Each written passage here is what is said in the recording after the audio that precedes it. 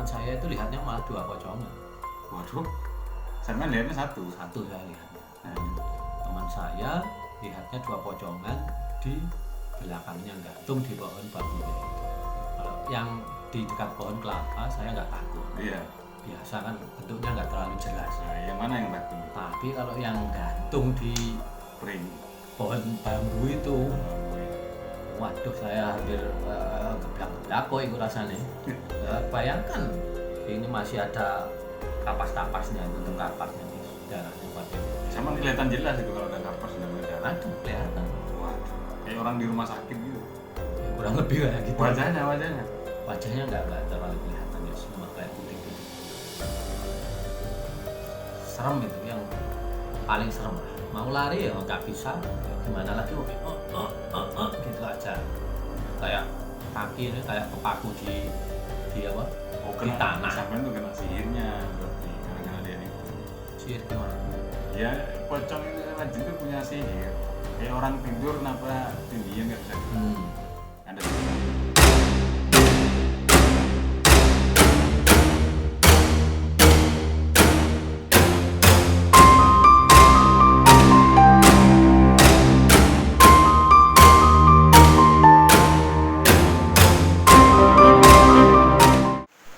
Assalamualaikum warahmatullahi wabarakatuh.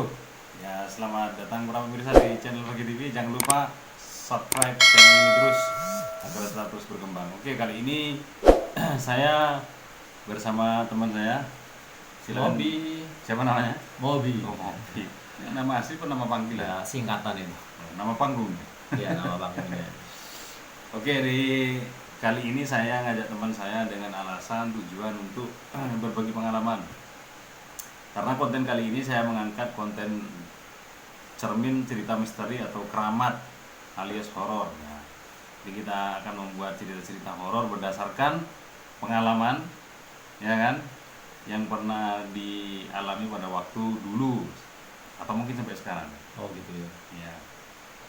Jadi sebelumnya kita intro dulu.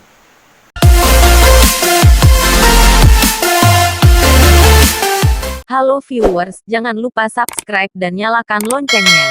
Karena subscribe itu gratis.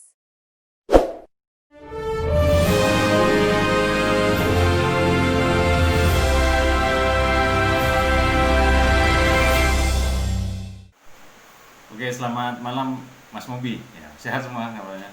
Alhamdulillah Mas Akeh ini sehat, keluarga sehat. Bilang dong bantu subscribe. Gimana? Jangan lupa bantu subscribe Fakih TV. Ya, mantap. Oke, langsung aja.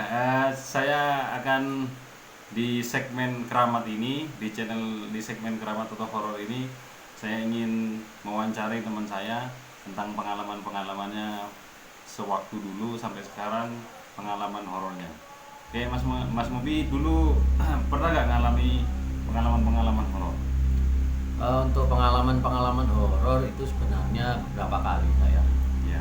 Nah, mulai dari kecil sampai dewasa pernah mengalami. Nah, ini yang dari kecil dulu nih.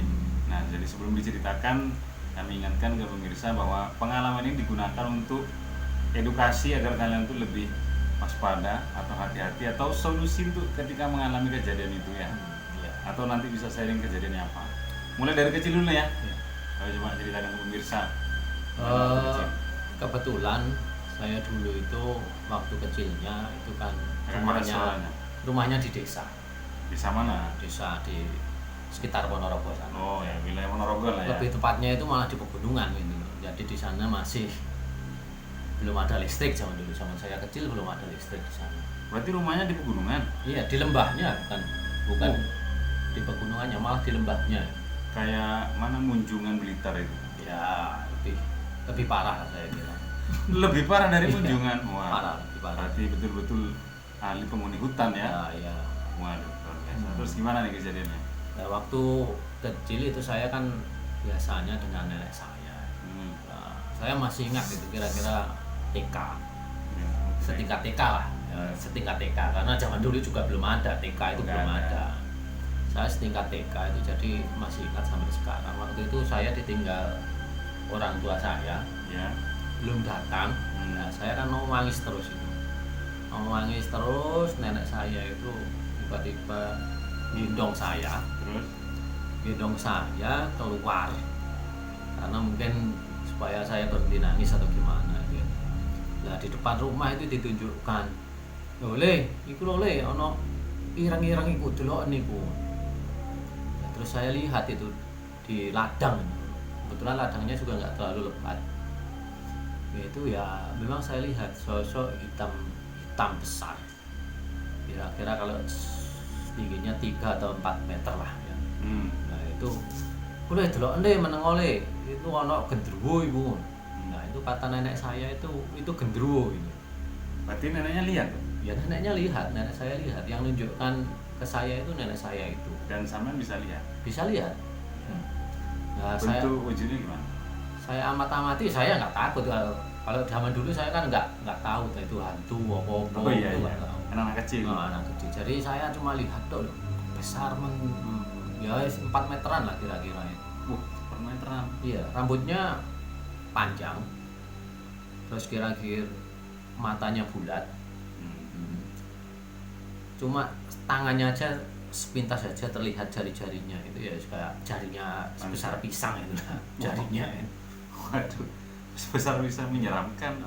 Kalau rambutnya sepanjang apa? Apa setinggi tubuhnya 4 meter itu? Enggak. Kalau rambutnya kira-kira itu masih di atas pantat lah Mas ya. Kan nggak terlalu kelihatan itu karena gelap juga ya.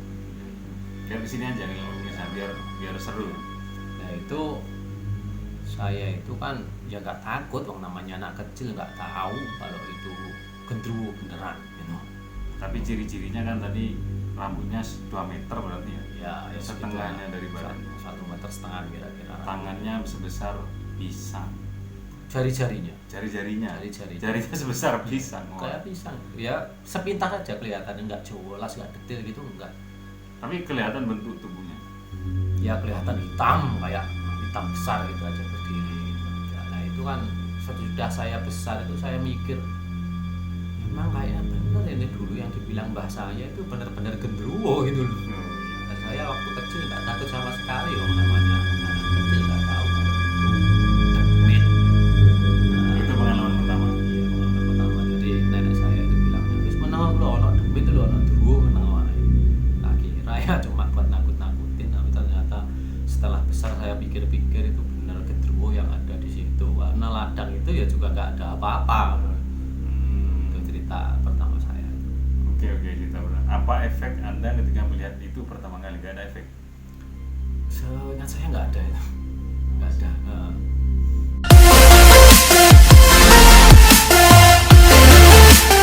Halo viewers, jangan lupa subscribe dan nyalakan loncengnya.